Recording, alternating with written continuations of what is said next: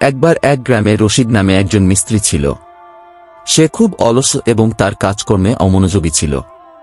গ্রামে তার দায়িত্ব ছিল একটি বাঁধ মেরামত করা, যেটি নদীর পানি আটকাতে সাহায্য করত।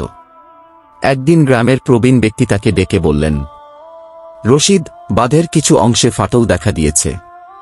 তাড়াতাড়ি মেরামত করো, নইলে বড় বিপদ হতে পারে।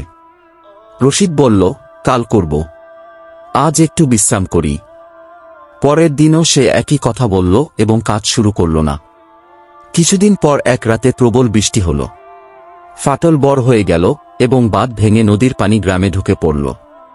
পুরো গ্রাম প্লাবিত হয়ে গেল, ঘরবাড়ি ও ফসল নষ্ট হয়ে গেল।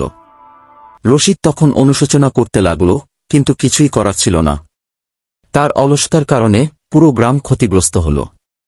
শিক্ষা: যে কোনো দায়িত্বকে সময়মতো পালন না করলে তা শুধু নিজেকে নয়, আশেপাশের সবাইকে ক্ষতিগ্রস্ত করতে পারে। তাই অলসতা বাদ দিয়ে নিজের দায়িত্ব সঠিক সময়ে পালন করা উচিত।